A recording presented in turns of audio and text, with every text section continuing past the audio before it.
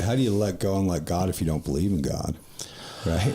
And well, I mean, I think that comes back to the bigger question, the higher power question, because, you can say let go and let God, but it's like, well, let go and let something other than you, right, run the show. Well, wouldn't you agree that when we get here, we're control freaks? Like we're ever trying to control everything and everyone and all the stuff around us. We're the directors. Like we can control the weather, and we can control whether or not we get to where we're going on time to do whatever it is we're trying to control doing with whatever people we're trying to control to make sure that everything goes our way in our favor. And all of a sudden, we spent exhausting amounts of time in our life staying intoxicated, trying to control the world around us, and then we find ourselves in sobriety, be it through some type of trauma, arrest, treatment, some health issue, forced by work or a loved one, whatever reason we've ended up in sobriety, and all of a sudden our backs are against the wall and we have no control over anything, but we still feel the need to have control over it because the illusion that if everything would go my way, Mm-hmm.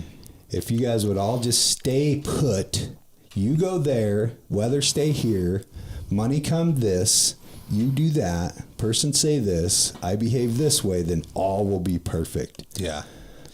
And yeah, it's funny hearing that because like even if all that stuff happened, I'd find a problem with it. You know what I mean? It's the weather changed the way that I wanted it to, but I actually was hoping that weather would be something I could enjoy with this person, and they're not here. I would find a way to make it into, to make myself a victim of circumstances. Yeah, find yourself just again looking for something else to control. Right. And so I remember like what you were saying, I remember early on my sponsor talking about letting go and letting God, and people in the recovery rooms let go and let God. And they'd be telling a story of some disaster or problem that they would be having, whether it be like employment or family or health or something like that, and there would be a certain outcome that they were uncertain of. And then they would say the old adage, I'm just going to let go and let God. Mm-hmm. And so one of the things that my sponsor worked with me on, when I would go to him with all these issues of certain things that I had that I wanted a certain outcome on but couldn't necessarily make it that way, he would ask me, well, what do you have control over? And he would help me dial those things in. Mm-hmm. Like, what can you control? You need more money. Can you control having more money? How? Right? And I'd have to go through the process and be like, well, I could gain a new skill that would make me more valuable. I could switch jobs. I could ask my boss for a raise. I could discuss this stuff. I could sell some things. And we would go through and say, okay, you have control over all of those things. So why are you freaking out about it?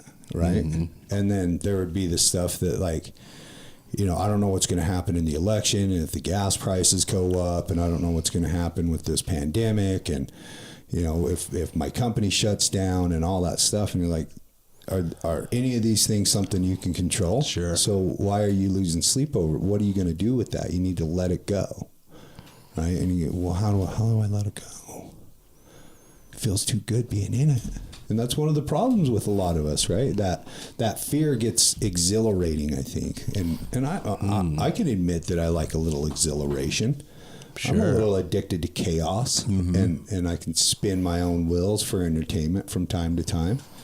And I think that's part of it, Well, I mean, whether it's something that we're seeking or whether it's something that we're chasing, it becomes comfortable. Like the fear of not having control and the chaos, right? Like when things don't go our way, it's hard to just move past it and let go of it because we're so used to being in that state of anxiety. Yeah. That it becomes difficult to just be like, what do you mean? I don't have to actually feel that way? Well, then what am I gonna feel like? What am I supposed to do? Yeah, like, well, I don't know what to do with my hands right now. Yeah. So I think that it is one of those things. It's like I said, it's a learned process. It's super, super tricky. And I really appreciate the way that you put that, because it is just so much of a fear and exhilaration that, it's kind of crazy to think that we would ever just long for that chaos. But I think that I can only speak for myself. Like, it really does feel like the addict just looking for something else to drink over, like another reason for me to find a problem with the world and the things around me, and another excuse to drink.